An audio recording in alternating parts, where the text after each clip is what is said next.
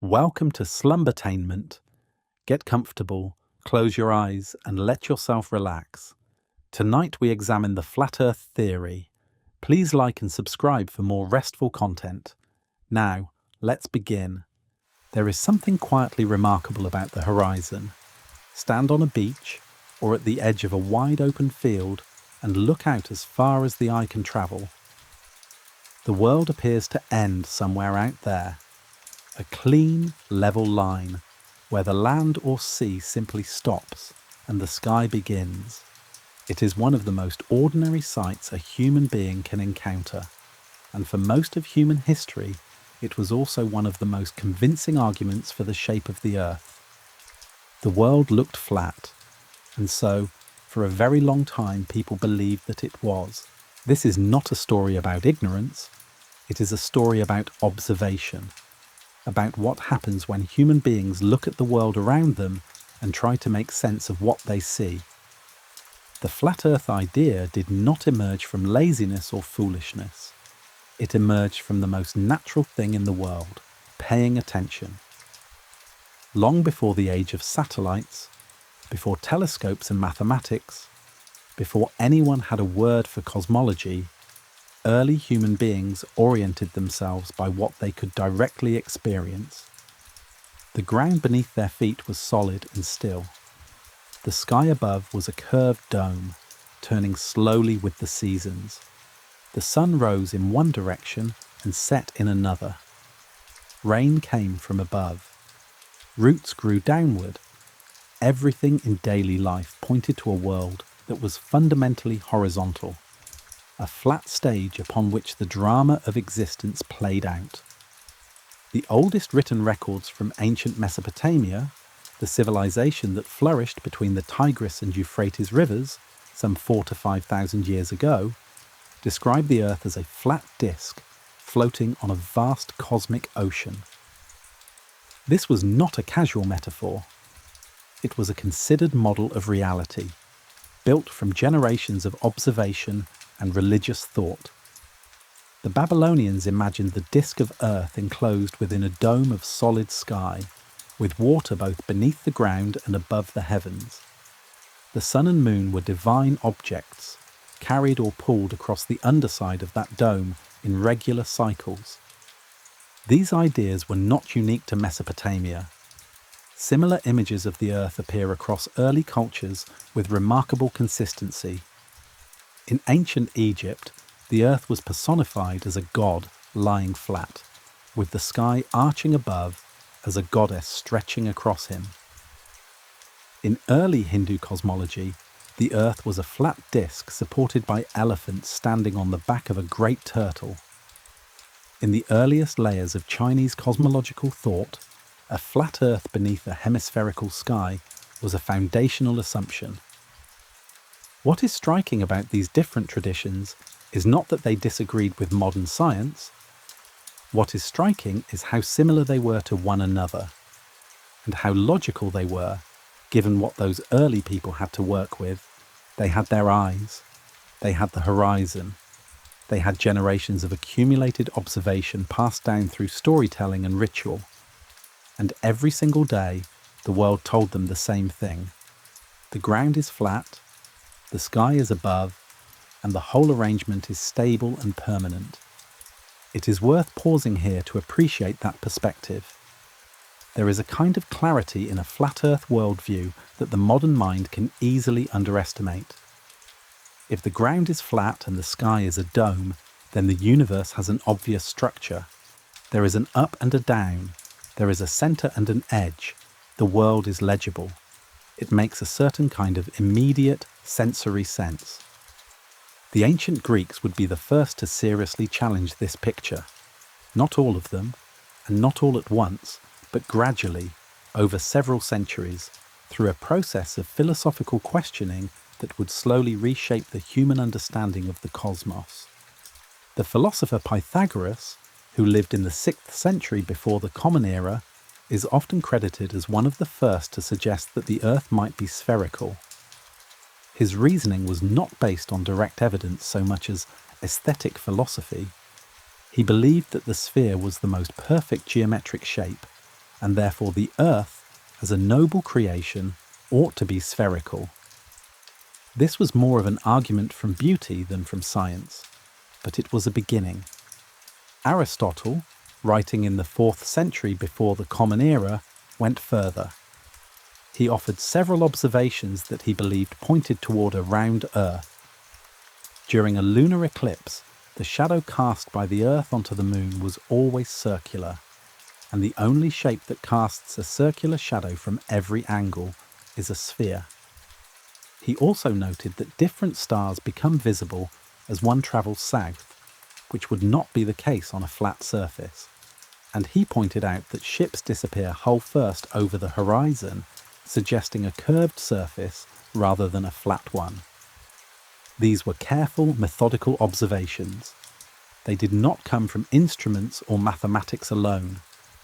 They came from watching the world with patience and asking quietly, why? But here is something important to hold in mind. Even as Greek thinkers began to build the case for a spherical Earth, the older picture did not simply vanish. The idea of a flat Earth did not disappear because someone proved it wrong in a single moment.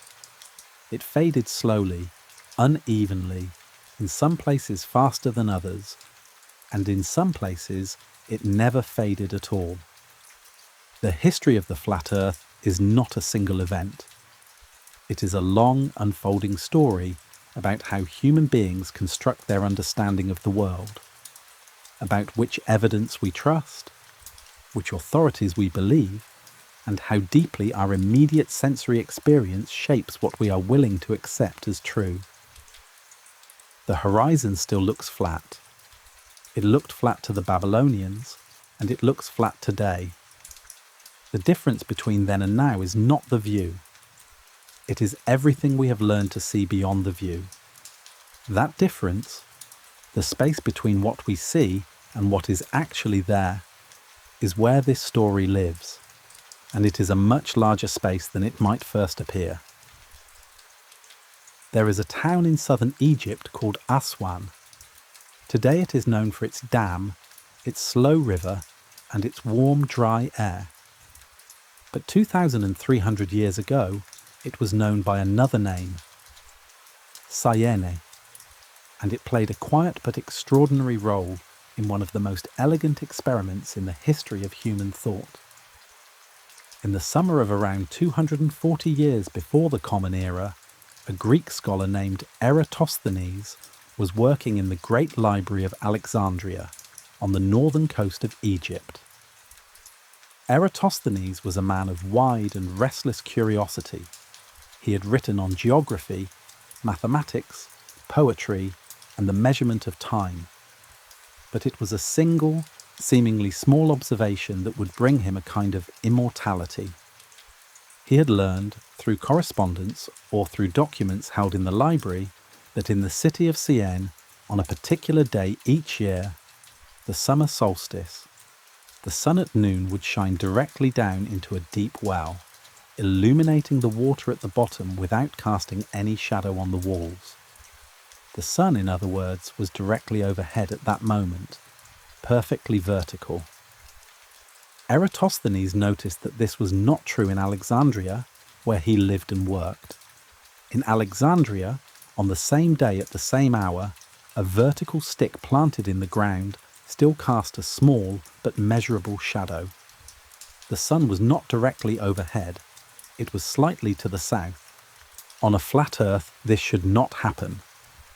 If the Earth were flat, the sun, being distant and large, would appear at the same angle from every point on the surface. A shadow in Alexandria would mean a shadow in Syene. But there was no shadow in Syene, which meant the surface of the Earth between the two cities was not flat. It was curved. Eratosthenes measured the angle of the shadow in Alexandria carefully. It was about 7 degrees, roughly 1/50th of a full circle. He then used the known distance between Alexandria and Syene, which he estimated at 5,000 stadia, a unit of length common in the ancient world. If 7 degrees of arc corresponded to 5,000 stadia of surface distance, then a full 360 degrees, the complete circumference of a sphere, would correspond to 50 times that distance. His result was approximately 250,000 stadia. Converting that figure into modern units is complicated by uncertainty about the exact length of the stadion he used, but most scholars believe his estimate was accurate to within a few % of the actual circumference of the Earth. He had measured the world with a stick and a shadow. This moment deserves to be held quietly for a moment. A single man in a library without any instrument more sophisticated than a careful eye and a piece of geometry calculated the size of a planet he could never fully see, and he came very close to getting it right. But Eratosthenes was not working in isolation. He was part of a broader tradition of Greek thinking that had, over several centuries, built up a picture of the Earth as a sphere through a combination of philosophical argument, mathematical reasoning, and direct observation. We have already met Aristotle, who offered the curved shadow of the Earth on the moon and the changing night sky as evidence of a spherical world. But there were others. Plato had imagined the Earth as a perfect sphere suspended in space.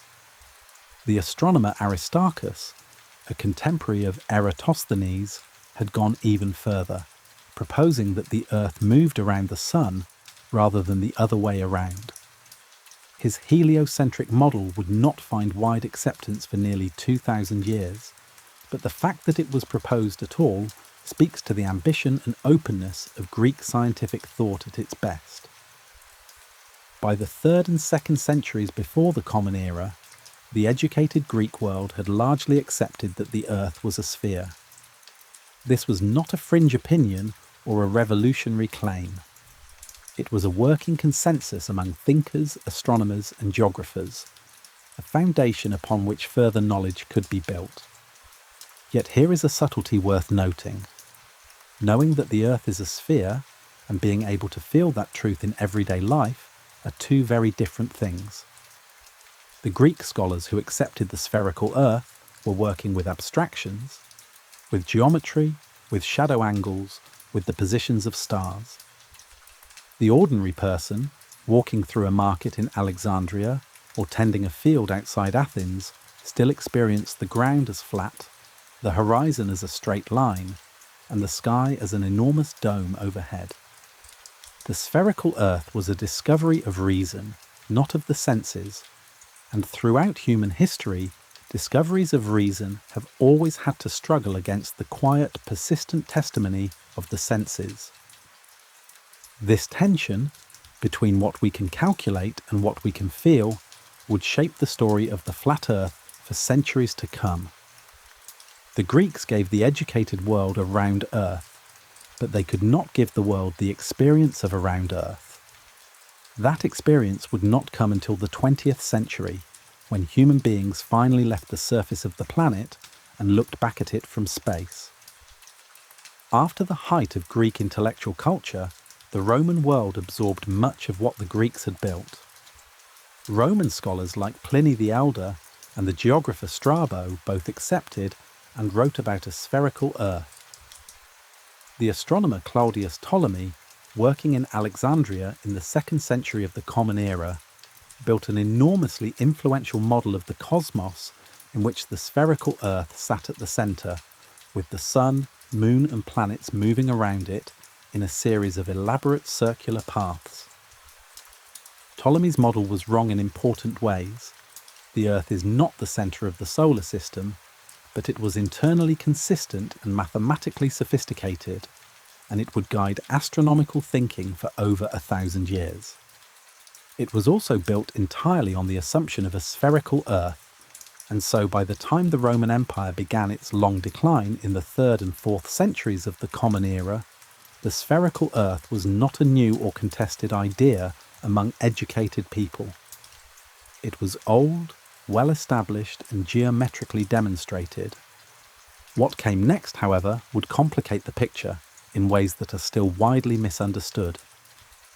The story that the medieval world believed in a flat Earth, that the great achievements of Greek astronomy were simply forgotten, buried under centuries of religious dogma, is one of the most persistent myths in the history of science. It is a story worth examining carefully because the truth is considerably more interesting than the myth. And that truth begins not with ignorance, but with a question about authority. Who gets to decide the shape of the world? The philosopher with his geometry, or the scripture with its poetry? In the centuries following the fall of Rome, that question would not be answered simply. And in the space between different kinds of knowing, the flat Earth would find a new and unexpected home. There is a story that almost everyone knows. After the fall of the Roman Empire, Europe fell into darkness. The great learning of the Greeks was lost or suppressed. The church decided the earth was flat, and anyone who dared suggest otherwise risked condemnation. It was not until Columbus sailed west in 1492 that the flat earth idea was finally defeated, and even then, many believed he would fall off the edge. It is a compelling story. It has heroes and villains, progress and superstition, the brave individual against the powerful institution. It appears in textbooks, films, and casual conversation. It is repeated so often and with such confidence that most people accept it without question. Nearly every part of it is false. The myth of the medieval flat Earth is itself one of the most successful pieces of misinformation in the history of Western thought. Unpicking it is worth the effort, because the truth it obscures tells us something important. Not about the Middle Ages, but about how we construct stories of progress and who we cast as the villains when we do. Begin with the Church. The Catholic Church, which was the dominant intellectual and spiritual institution of medieval Europe, did not teach that the earth was flat. Its most influential theologians, drawing on the work of Greek philosophers and Roman scholars, accepted and taught a spherical earth. Thomas Aquinas, perhaps the most important philosopher of the medieval period, built much of his theological system on the work of Aristotle, including Aristotle's arguments for a spherical earth.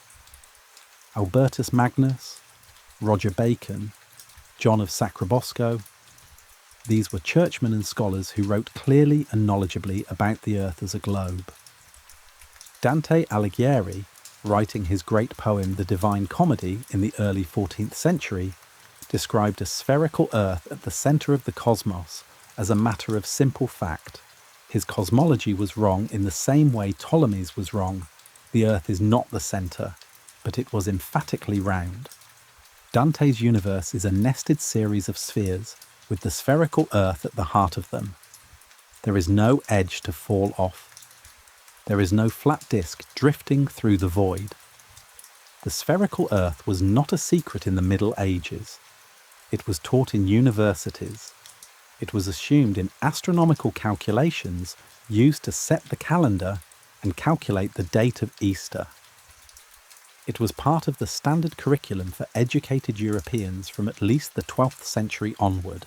So where did the myth come from? The answer lies primarily in the 19th century, and in the work of two men whose influence far outlasted their accuracy. The first was John William Draper, an American scientist and historian who published a book in 1874 called History of the Conflict Between Religion and Science. Draper argued that the history of Western civilization was essentially a long war between the forces of scientific progress and the forces of religious reaction. It was a powerful framing, written at a moment when the debate over Charles Darwin's theory of evolution was at its most heated. Draper's book was widely read and widely believed. The second was Andrew Dickson White, the co-founder of Cornell University, who published a similar work in 1896 called A History of the Warfare of Science with Theology in Christendom. White's book was even more influential. and it contained a detailed and vivid account of how the medieval church had suppressed the idea of a spherical Earth, persecuted those who promoted it, and generally stood in the way of human progress. The problem is that White's historical claims were, in many cases, simply invented or heavily distorted. Scholars have been pointing this out since at least the 1970s. The historian Geoffrey Burton Russell, in his 1991 book Inventing the Flat Earth, traced the myth carefully and concluded that the idea of widespread medieval flat Earth belief was largely a 19th century fabrication, designed to serve a particular argument about the relationship between religion and science. This is not a minor academic footnote. It is a significant reminder of how history can be rewritten, not through dramatic revisionism, but through the steady repetition of a compelling narrative until it hardens into assumed fact. There were, to be fair, a small number of early Christian writers who expressed skepticism about a spherical Earth. Lactantius, a 4th century writer, mocked the idea on the grounds that it implied people living upside down on the underside of the globe. Cosmas Indicopleustis, a 6th century Byzantine monk, wrote a cosmological text describing a flat Earth based on his reading of certain biblical passages. These figures existed, and their work survives, but they were outliers, not representatives of mainstream medieval thought. Lactantius was considered eccentric even in his own time. Cosmas was largely ignored by his contemporaries and had minimal influence on European intellectual life. The genuine picture of medieval cosmology is not one of flat Earth dogma. It is one of a spherical Earth, placed at the centre of a universe of nested celestial spheres, governed by a God whose creation was orderly, mathematical, and knowable. The medieval cosmos was hierarchical and symbolic in ways that modern science has moved beyond, but it was not flat. As for Columbus, he did not set out to prove the Earth was round. Everyone around him already accepted that it was. What his critics disputed was not the shape of the Earth, but the size of it. They argued, correctly as it turned out, that the ocean between Europe and Asia was far wider than Columbus believed. Columbus underestimated the circumference of the Earth by a significant margin. He was, in an important sense, wrong. And he only survived the voyage because an unexpected continent happened to be in the way. The story of Columbus defeating the flat Earth believers is a 19th century invention layered over a 15th century reality that was considerably more complicated and in some ways considerably more interesting. What the medieval period actually gives us then is not a dark age of flat Earth belief. It gives us something more nuanced, a world in which the spherical Earth was known and accepted by the educated, while remaining largely abstract and unreachable for everyone else. The peasant in the field and the scholar in the monastery inhabited, in a sense, different cosmologies. Not because one was ignorant and the other enlightened, but because knowledge and experience have always travelled at different speeds. That gap would begin to close, slowly and unevenly, as a new age of exploration began to transform the European understanding of the world's shape. Not through argument, but through the most direct possible method, by sailing around it. There is a particular kind of knowledge that only comes from moving through the world. You can read about a mountain, you can study its geology, its height, its weather patterns, the species that live on its slopes. But there is something about standing at its base and looking up, or standing at its summit and looking out, that no amount of reading can fully replicate. Direct experience carries a weight that abstract knowledge does not. It settles into the body differently. For most of human history, the spherical Earth was an idea held in the mind. It lived in calculations and diagrams, in the shadows of lunar eclipses and the geometry of disappearing ships. It was known, but not felt, not lived. The age of ocean exploration, which began in earnest in the 15th century, slowly began to change that, not by introducing new arguments, but by accumulating a new kind of evidence. The evidence of the body in motion across a vast and curving world. Portugal led the way. Beginning in the early 1400s, Portuguese sailors pushed steadily southward along the coast of Africa, motivated by a mix of commercial ambition, religious zeal, and genuine curiosity about what lay beyond the edges of the known world. With each voyage, the maps grew longer and more detailed. New coastlines appeared. New stars became visible in the southern sky, just as Aristotle had predicted they would on a spherical Earth. By 1488, Bartolomeu Dias had rounded the southern tip of Africa, a cape that his sailors reportedly named the Cape of Storms, though the Portuguese king, sensing its commercial importance, renamed it the Cape of Good Hope. The route to the Indian Ocean by sea was now open. A decade later, Vasco da Gama completed the journey, sailing from Portugal all the way to India and back.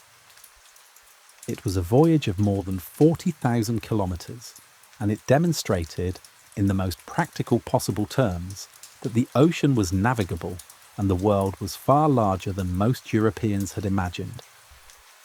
Then came Christopher Columbus, sailing west in 1492 under the Spanish flag in search of a shorter route to Asia. We have already noted that Columbus did not set out to prove the Earth was round. That question had been settled centuries earlier. What his voyage did was expand the European imagination of what the world contained. The Americas were not in anyone's cosmological model. Their existence required a wholesale revision of the map. But the voyage that did more than any other to make the spherical Earth a matter of lived, demonstrable experience was the one that departed from Spain in 1519 under the command of Ferdinand Magellan. Magellan's expedition was not the first to imagine circumnavigating the globe. It was the first to actually attempt it. 5 ships and roughly 270 men set out from the port of Sanlúcar de Barrameda in September of 1519.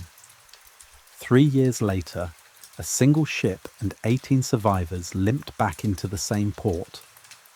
Magellan himself did not make it.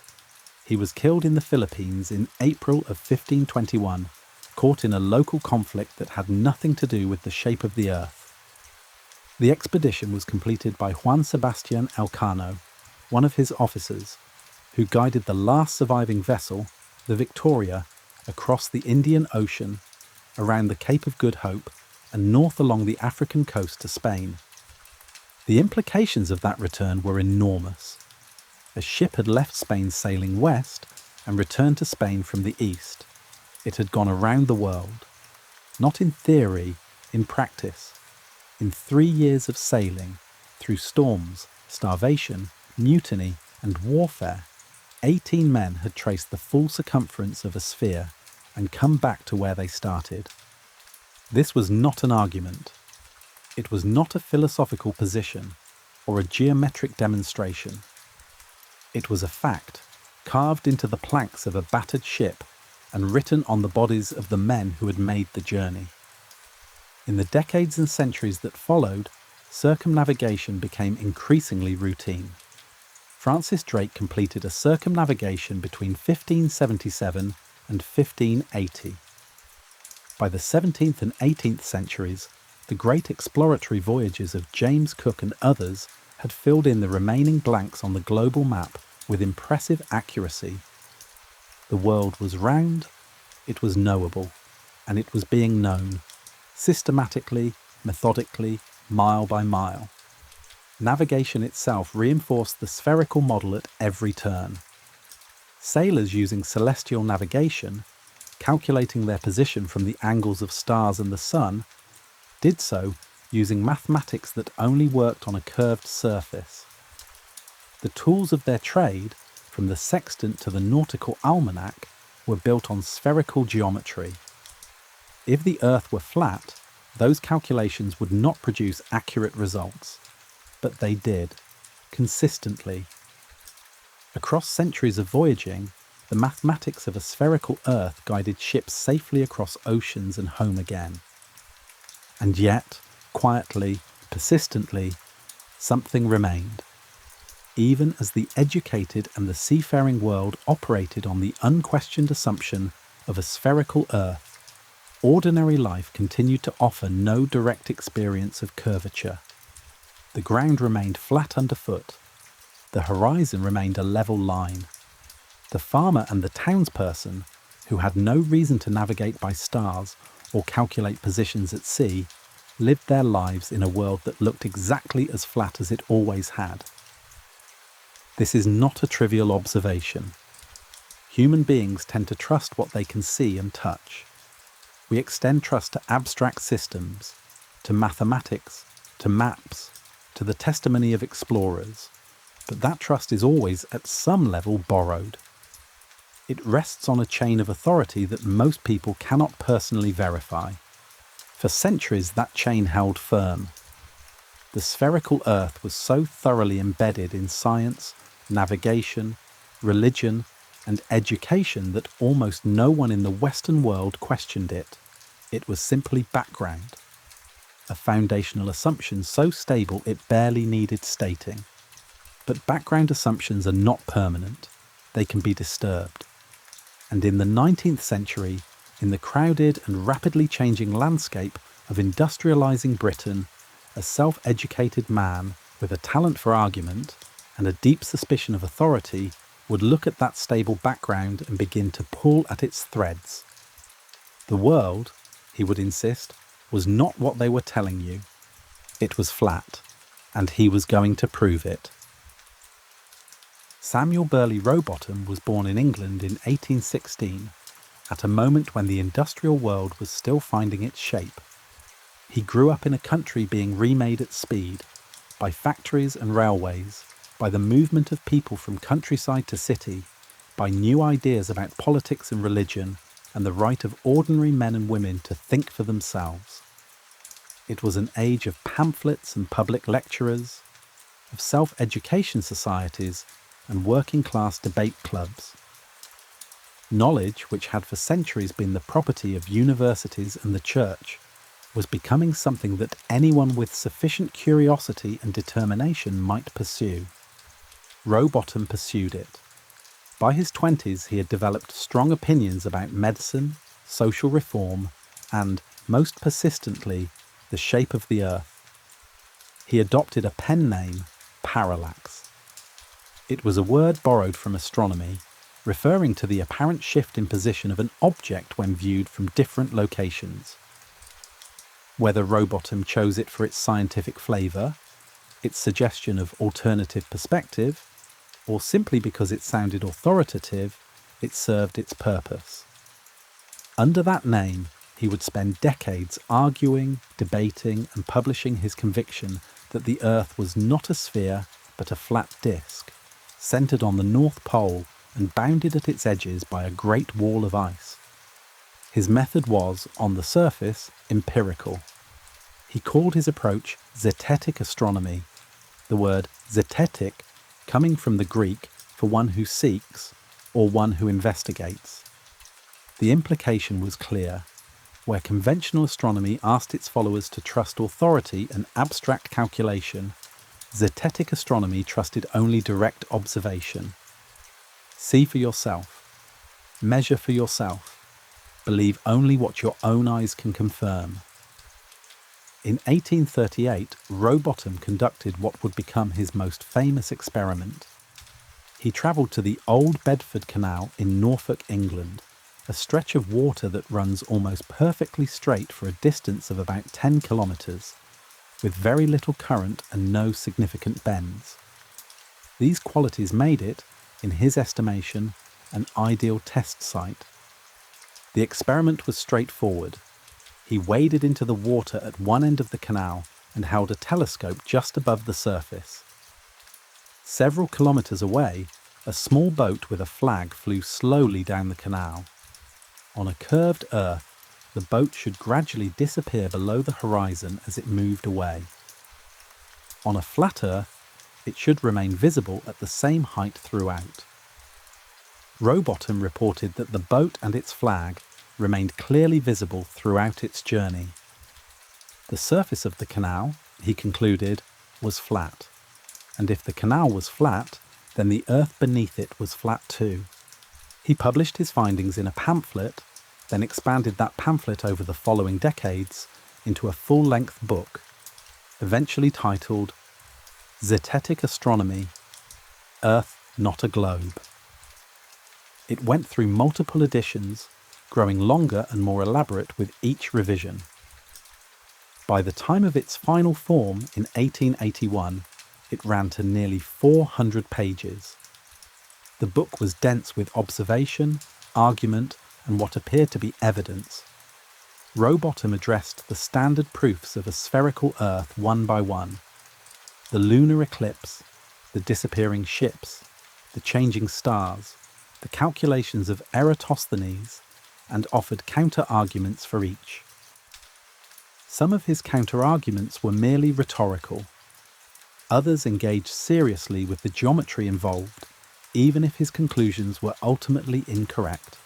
But the overall effect was of a thorough and determined challenge to the mainstream view. He was also an extraordinarily effective public speaker. Through the 1850s, 60s and 70s, he toured England giving lectures under the name Parallax, drawing crowds in town halls and mechanics institutes, debating astronomers and scientists who came to challenge him. He was quick, combative, and difficult to pin down. When an opponent made a point he could not immediately counter, he shifted ground, reframed the question, or demanded a different kind of evidence. Audiences who came to see him defeated often left unsatisfied. One of his most revealing encounters took place in 1870, following a public challenge from a supporter of conventional astronomy named John Hampton. Hampton was confident that a repeat of the Bedford-level experiment, conducted under proper conditions, would prove Rowbottom wrong. He offered a wager of £500, a very substantial sum, to anyone who could demonstrate the curvature of the canal's surface. Alfred Russel Wallace, the naturalist who had co-developed the theory of evolution alongside Charles Darwin, accepted the challenge. Wallace devised a careful experimental setup using two identical markers and a telescope, positioned so that the curvature of the Earth would produce a measurable difference in their apparent heights. The results, observed by both the sides and by a neutral referee, clearly showed the expected curvature. Hampton refused to accept the result. He claimed the experiment had been rigged, that the measurements were dishonest, that the referee was corrupt. He spent the following years sending abusive letters to Wallace and his wife, eventually landing himself in court on charges of harassment and libel. Wallace, who won the legal case but spent years fighting it, later described the entire affair as one of the most regrettable episodes of his life. The Bedford-level dispute is worth dwelling on, not because it settled anything, but because it illustrated something important about how flat Earth belief operates. The experiment was not ambiguous. The curvature was measurable and measured. But for Hampton, no result could have been acceptable unless it confirmed what he already believed. The evidence was not the point. Rowbottom died in 1884, but his ideas did not die with him. A follower named John Hampton, not the same man who lost the wager, continued to publish and promote zetetic astronomy in the years after his death. And in 1884, a wealthy English woman named Lady Elizabeth Blunt founded the Universal Zetetic Society, dedicated to promoting and defending the flat Earth model on both scientific and scriptural grounds. The movement that Rowbottom had built from pamphlets and public lectures had become, in a modest way, an institution. It would remain a curiosity of the Victorian fringe for several decades, taken seriously by a small and determined group, dismissed or ignored by the scientific mainstream and largely unknown to the wider public. That would change, but not for a very long time. And when it did change, it would not be a pamphlet or a public lecture that carried the flat Earth idea to a new and vastly larger audience. It would be the internet. In the years between Samuel Rowbotham's death and the middle of the 20th century, the flat Earth idea existed in a kind of quiet suspension. The Universal Zetetic Society, founded in 1884 by Lady Elizabeth Blount, continued to publish a journal and attract a modest membership in Britain through the early decades of the 1900s. Its arguments remained largely those of Rowbotham: direct observation over abstract calculation, scripture over secular science, the testimony of the senses over the claims of authority. But the society never grew into a significant cultural force. It occupied a corner of the Victorian and Edwardian fringe, alongside other heterodox movements of the era, and was largely ignored by the scientific establishment and the general public alike. By the 1950s, the organisation had faded almost entirely from view. Then, in 1956, a British man named Samuel Shenton revived it. Shenton was a signwriter by trade and a convinced flat earther by conviction. He formally re-established the society under a new name, the International Flat Earth Research Society, and began corresponding with like-minded individuals around the world, distributing newsletters, collecting members, and maintaining the core claims of Zetetic astronomy into an era that was rapidly making those claims harder to sustain, because 1956 was a significant moment to choose for this revival. The space age was about to begin. In October of 1957, the Soviet Union launched Sputnik, the first artificial satellite to orbit the Earth. It was a small metal sphere, about the size of a beach ball, transmitting a simple radio signal as it circled the planet every 96 minutes. The world listened to that signal on radios and looked up at the night sky trying to spot the faint moving light. It was one of the most disorienting moments of the 20th century.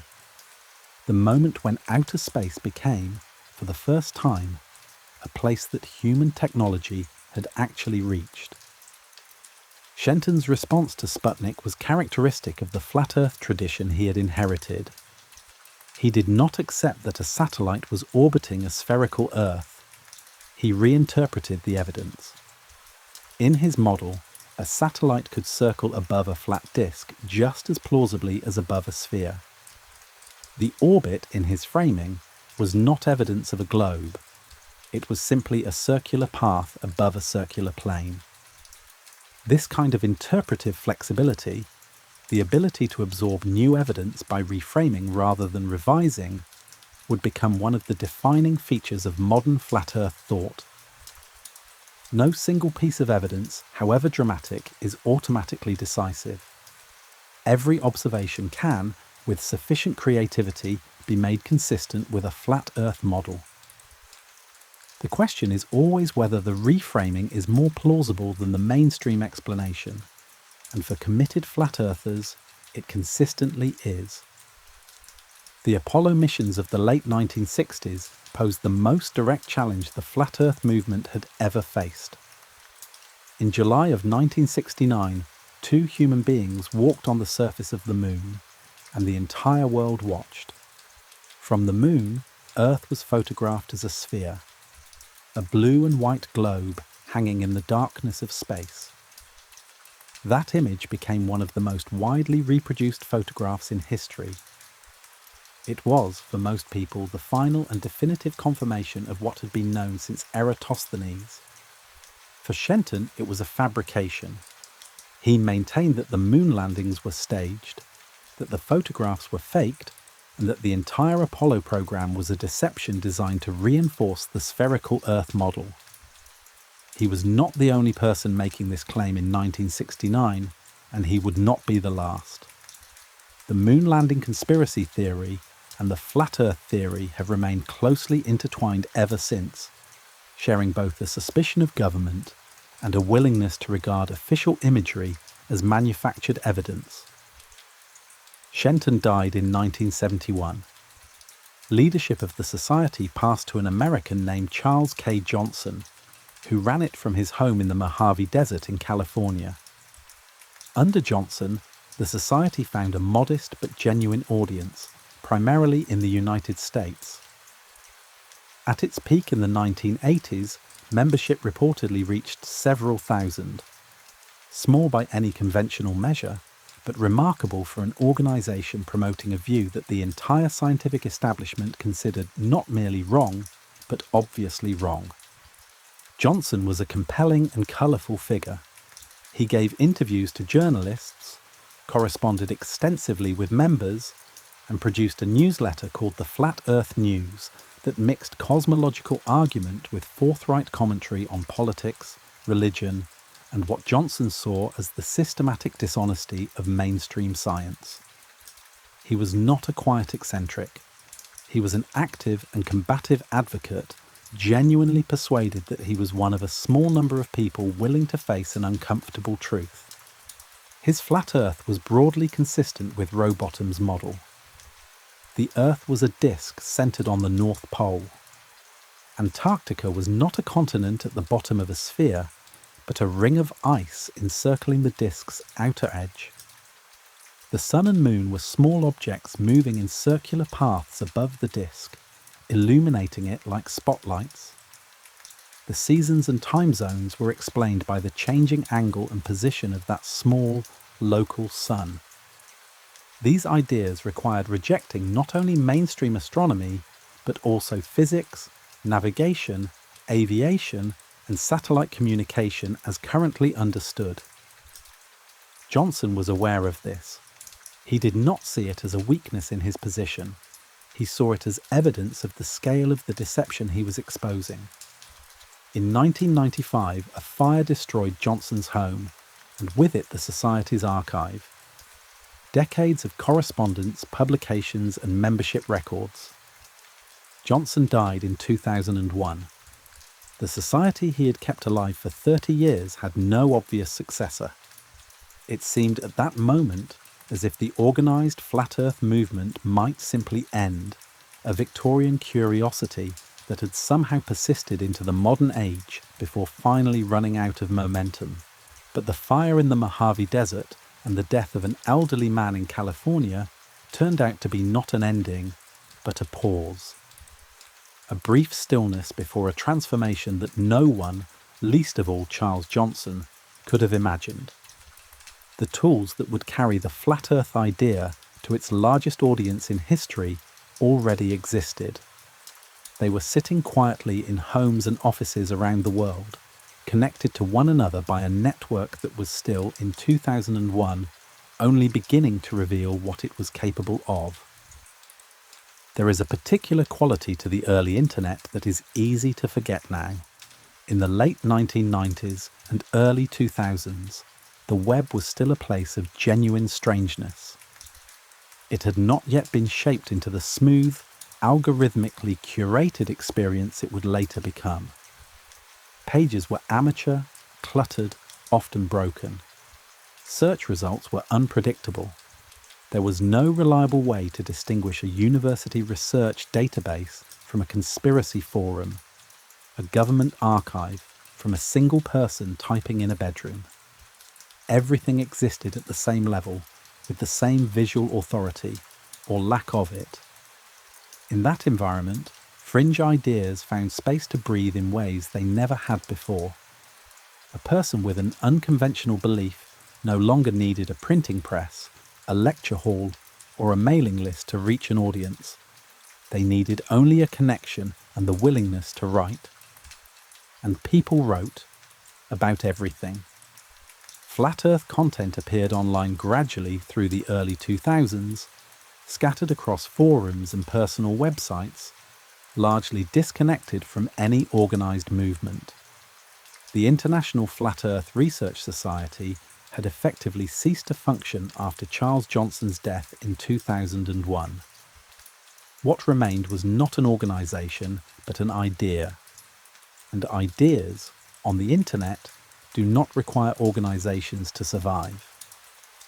The real transformation came with YouTube. Launched in 2005, YouTube gave video creators a global distribution platform at no cost. For the Flat Earth movement, this was significant in a way that text alone had not been. A well-produced video can do things a written argument cannot. It can show you something. It can walk you through a demonstration, point a camera at a horizon, replay a NASA clip with a circle drawn around a suspicious detail. It can create the impression of evidence being examined in real time, of conclusions being reached through observation rather than simply asserted. The earliest Flat Earth YouTube channels appeared around 2009 and 2010. They were rough and unpolished, aimed at small audiences of existing believers and curious browsers. But as the platform grew, as its recommendation algorithm became more sophisticated, and as production quality improved, the audience grew with it. Eric Dubay was among the most influential of the early YouTube flat earthers. An American living in Thailand, Dubay published a book in 2014 called 200 Proofs Earth is Not a Globe, and maintained an active online presence through videos, blog posts, and social media. His approach was characteristically zetetic, a long list of observable phenomena that he argued were inconsistent with a spherical Earth, presented in a confident, methodical tone that mimicked the structure of scientific argument without engaging with its substance. But it was a video released in 2015 by a YouTube channel called Celebrate Truth that brought flat Earth thinking to a significantly wider audience. The video, titled The Earth is Flat, was not the most rigorous or the most original piece of flat Earth content ever produced. What it was accessible. It spoke in plain language, asked simple questions, and placed its arguments in the broader context of distrust of government and media that was already circulating widely online. It accumulated millions of views. Around the same time, a number of prominent social media users and minor celebrities began publicly expressing interest in or sympathy for flat Earth ideas. Each mention generated coverage, debate, and, crucially, search traffic. People who had never previously encountered the idea were now looking it up. YouTube's recommendation algorithm, designed to keep viewers engaged by serving them progressively more extreme or surprising content, began directing curious viewers from one flat Earth video to the next. By 2016, flat Earth belief had moved from the remote corners of the internet into mainstream cultural visibility. It was being covered by newspapers and magazines, sometimes mockingly, sometimes with genuine curiosity about what was driving the revival. Podcasts discussed it. Late-night television hosts joked about it. And with each wave of coverage, however skeptical, the idea reached new audiences who might never have sought it out themselves. In 2017, the first annual Flat Earth International Conference was held in Raleigh, North Carolina. Several hundred people attended. They were not, by and large, the sort of people that popular imagination might expect. They were ordinary men and women, parents, professionals, retirees, who had encountered flat Earth content online, found it compelling, and travelled to meet others who felt the same way. Many described their conversion in terms that were more emotional than intellectual. They spoke of a moment of awakening, of having their eyes opened, of realizing that the world was not what they had been told. That language of awakening is worth noting. It is not the language of scientific discovery. It is the language of revelation, of a veil being lifted, a deception exposed. It places the believer not in the tradition of Eratosthenes, measuring shadows and doing geometry, but in the tradition of the prophet or the whistleblower, the person who sees what others are too frightened or too conditioned to acknowledge. This is one of the reasons that flat Earth belief proved so resistant to counter-argument. For many of its adherents, the belief was not primarily about the shape of the Earth. It was about a posture toward authority, a decision felt deeply and held firmly that official sources could not be trusted. Within that framework, evidence presented by scientists, governments, or mainstream media did not carry weight. It was, by definition, suspect. The internet had not created this posture. Distrust of authority is as old as authority itself, but the internet had given it an infrastructure, a way of finding others who shared it, of building community around it, of reinforcing it daily through a steady stream of content designed to confirm rather than challenge.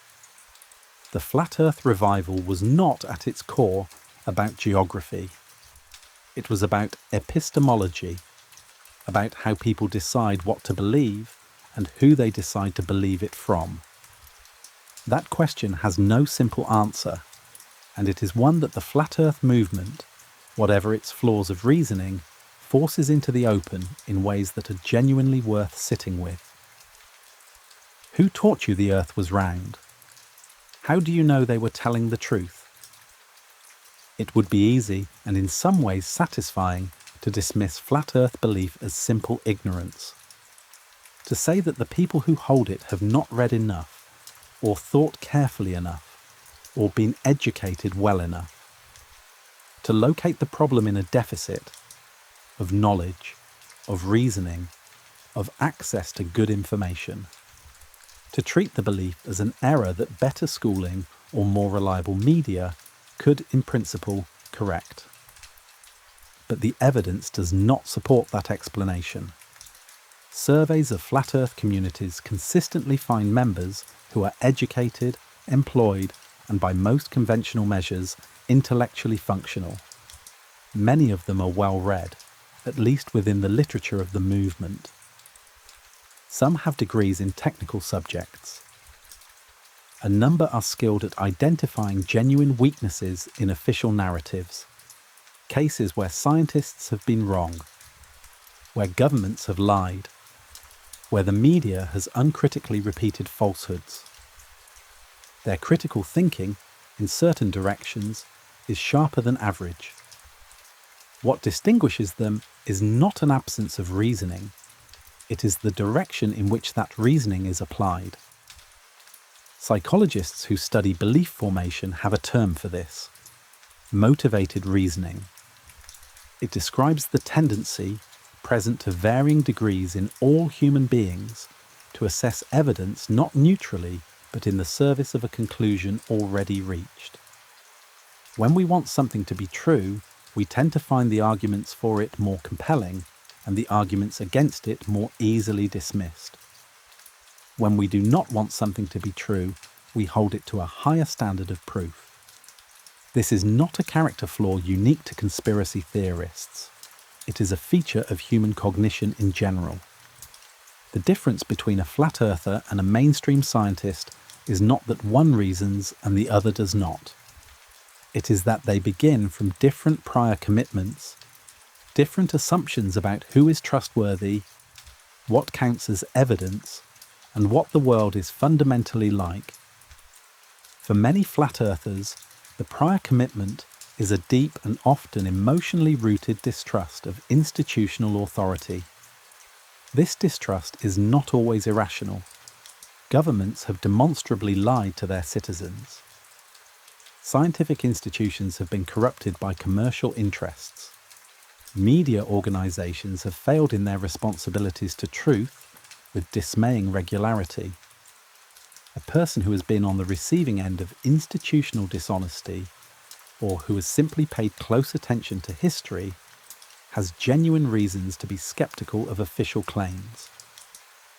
The problem arises when that skepticism becomes totalizing, when distrust of one institution bleeds into distrust of all institutions, and when the threshold for disbelieving official sources drops so low that no evidence they produce can possibly be accepted. At that point, skepticism has stopped functioning as a tool for getting closer to truth and has become a defensive wall against any information that challenges the preferred view. Sociologists who study conspiracy movements have noted that flat Earth communities offer their members something that mainstream society often does not: a sense of belonging, purpose, and significance. To believe in the flat Earth is to believe that you are one of a small number of people who have seen through a vast and carefully maintained deception. It is, in a quiet way, heroic. The believer is not merely someone with an unusual opinion about geography. They are a truth seeker in a world of sleepwalkers. They are awake. That feeling of awakening and the community built around it can be genuinely sustaining. The Flat Earth International Conferences were described by many attendees not primarily as intellectual events, but as social ones.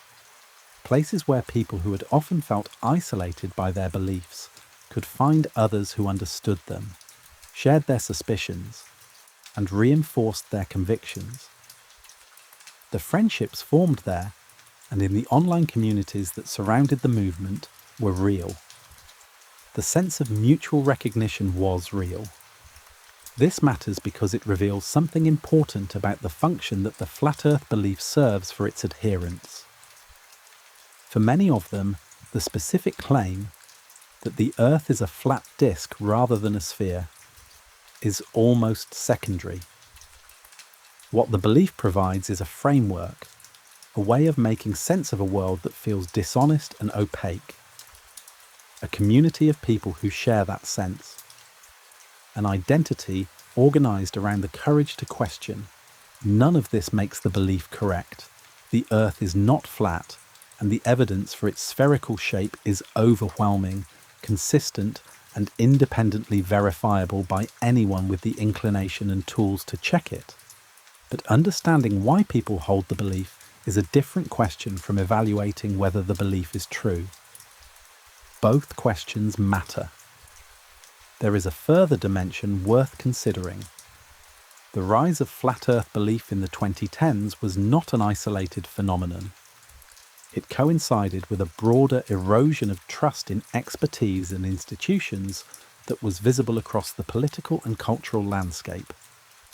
The same years that saw the flat Earth movement go mainstream also saw surging interest in anti-vaccination arguments, climate change denial, and a range of other positions that placed popular skepticism against scientific consensus. The Flat Earth movement was, in this sense, a particularly vivid expression of a much wider mood. Its claims were more dramatic and more easily falsifiable than those of most conspiracy theories, which made it a useful lens for examining how conspiratorial thinking works in general. Researchers who studied flat Earth communities found dynamics: the closed information loop, the centralized charismatic voices, the social cost of changing one's mind, that were recognizable across many other belief systems, mainstream and marginal alike. It would be a mistake to treat this observation as a way of dismissing flat earthers specifically. The same dynamics appear in different forms, in political parties, religious movements, academic disciplines, and national cultures. The human tendency to protect our existing beliefs from uncomfortable evidence is not a pathology of the fringe. It is a property of the species. What the Flat Earth movement makes unusually visible is the gap between knowing something and being able to feel it. The gap that has been at the centre of this story from the very beginning. Most people believe the Earth is round not because they have verified it personally, but because they trust the sources that tell them so. That trust is reasonable and, in this case, well placed. But it is still trust. And trust, as every generation discovers in its own way, can be broken. The question of how to maintain the right kind of skepticism, curious and open without becoming corrosive and closed, is one that the Flat Earth story does not answer. But it asks it very clearly. One of the more unusual features of the modern Flat Earth movement is how frequently its own members have attempted to prove it true, and what has happened when they tried. This is not a small thing. Most belief systems do not encourage their adherents to go out and personally test their foundational claims. Faith traditions ask for trust. Political movements ask for loyalty. Even mainstream science for most people is accepted on the basis of institutional authority rather than personal experiment. Very few people who believe in the spherical Earth have actually measured its curvature themselves. The Flat Earth movement, inheriting Samuel Rowbotham's zetetic tradition, placed direct personal observation at the centre of its identity. See for yourself. Do not trust what you are told. Go to the water. Measure the horizon. Check the angles. This was, in principle, an admirable epistemological commitment. In practice, it produced some of the most revealing episodes in the movement's history. In 2018, a documentary film crew followed a group of committed flat earthers as they designed and conducted their own version of the Bedford level experiment, the same test that Rowbotham had performed on the old Bedford Canal in 1838 and that Alfred Russel Wallace had repeated in 1870. The group was led by Bob Nodal, a prominent flat earth YouTuber with a substantial following. They intended to demonstrate, using a high-quality gyroscope, that the Earth was not rotating, since on a spherical rotating Earth, a gyroscope held in a fixed position should gradually drift as the planet turns beneath it. The gyroscope drifted at a rate of approximately 15 degrees per hour, exactly what would be predicted by a rotating spherical Earth. Knodal's response, captured on film, was striking. He acknowledged that the result was not what he had expected.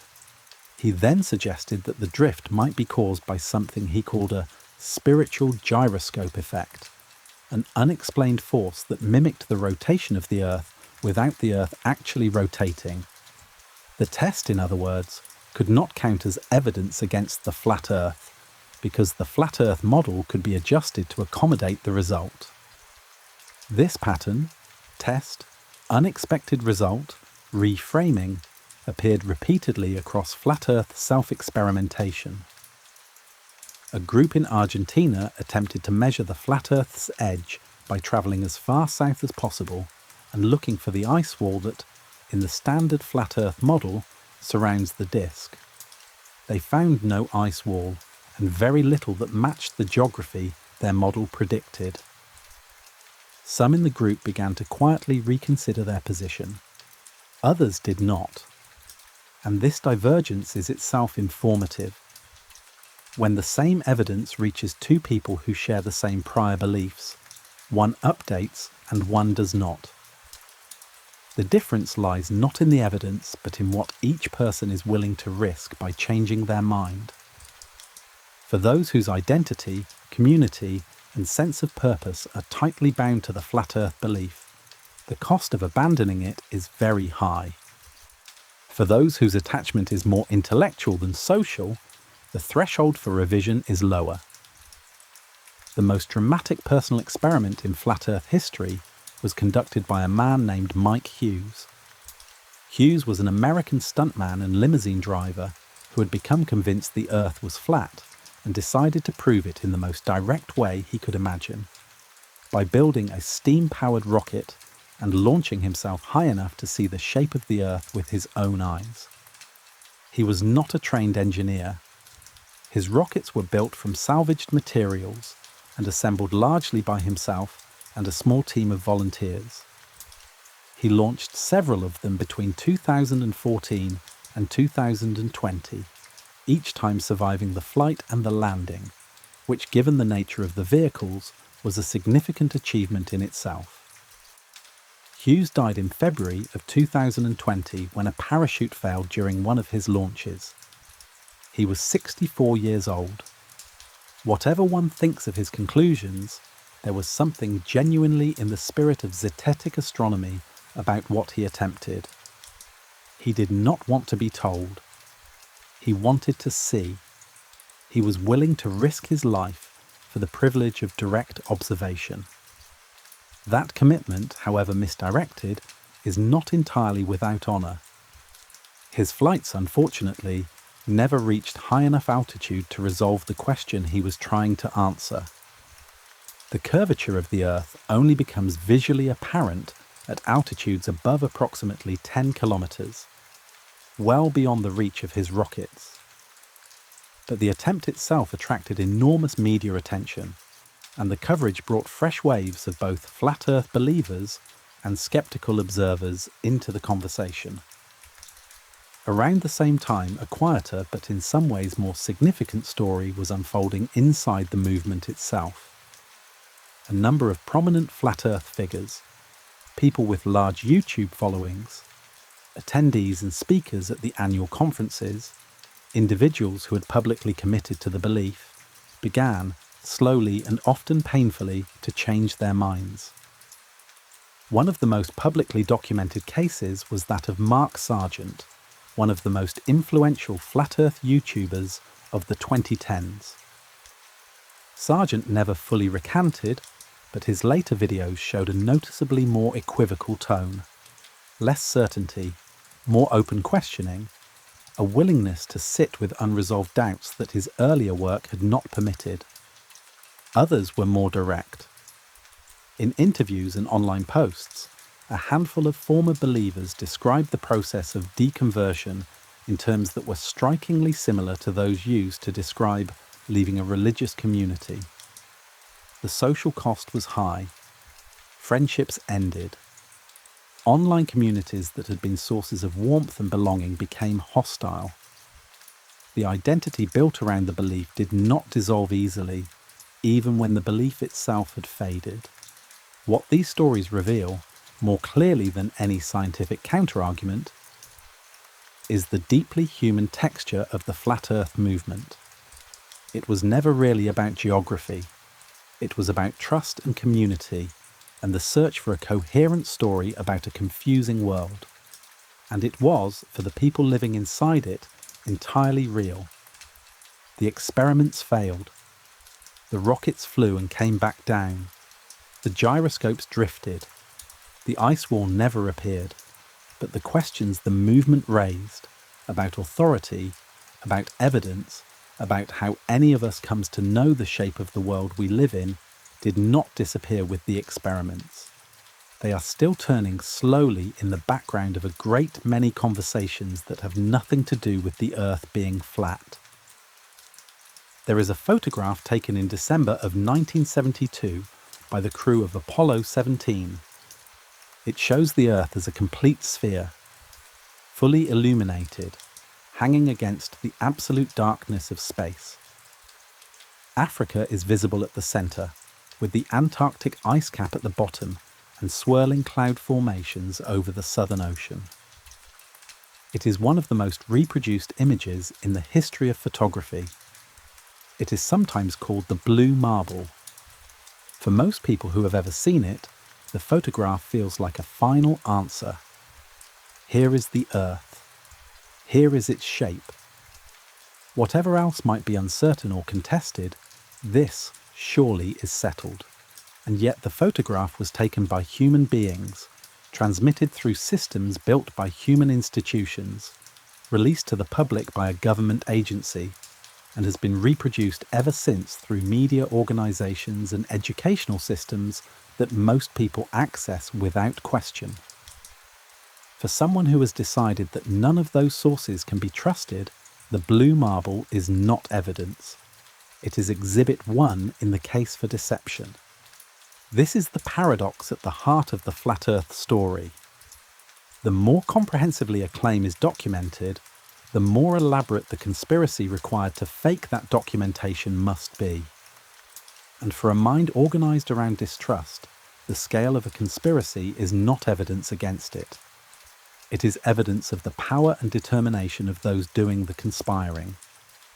There is no photograph, no experiment, no argument that can reach someone who has decided in advance that all photographs, experiments and arguments from certain sources are corrupt.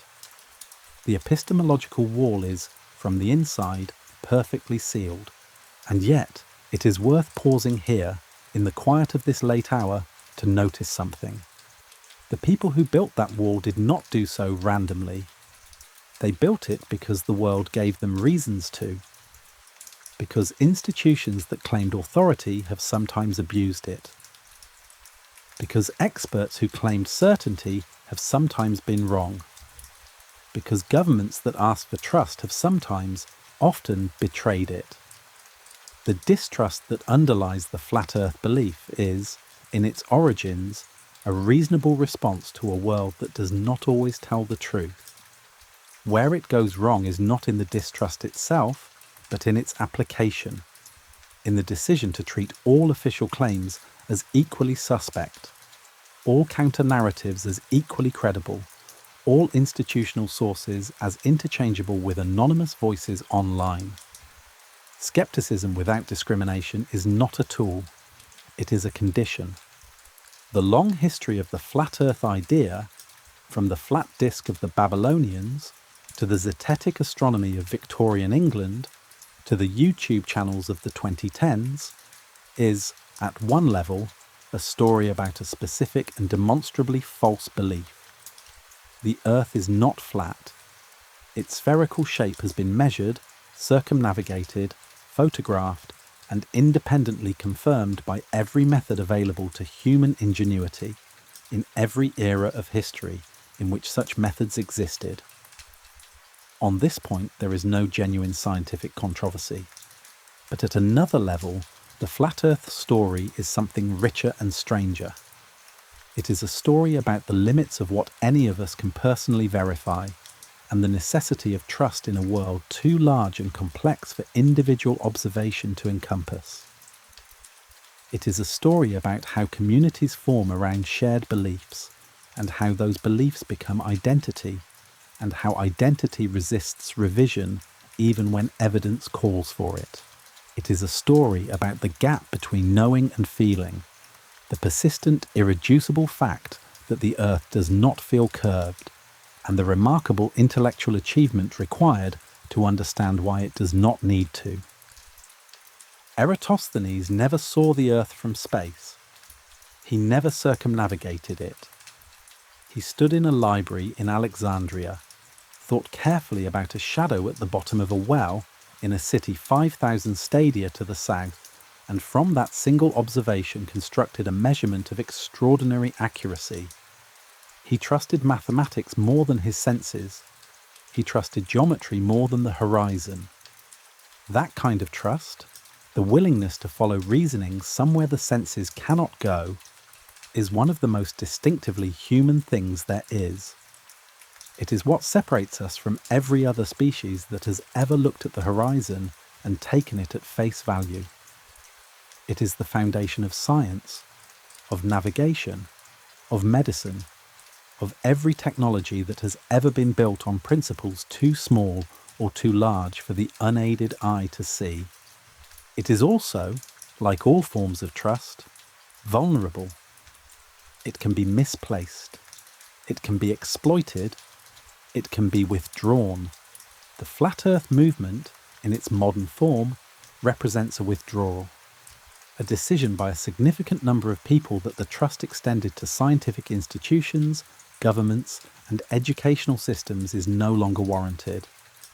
That decision may be wrong in its specific conclusions, and it is, but the impulse behind it is not simply pathological. It is a signal, a symptom of something that goes beyond the shape of the planet. As the 21st century moves forward, the questions that the Flat Earth movement has dragged, sometimes clumsily, into public view have not become less urgent. How do we know what we know? Who do we trust and why? What obligations do institutions have to the people whose trust they ask for? What happens to a society in which that trust erodes faster than it can be rebuilt? These are not questions with easy answers. They are not questions that any single story about the shape of the Earth or anything else can resolve. But they are worth asking, and they are worth asking quietly in the space between wakefulness and sleep, when the mind is loose enough to hold a question without immediately reaching for an answer. The horizon still looks flat. It looked flat to the first human beings who stood at the edge of the sea and gazed outward. It will look flat tomorrow morning, and the morning after that. And the earth, as it always has, patient, indifferent, vast, carrying all of us, believers and skeptics alike, through the dark.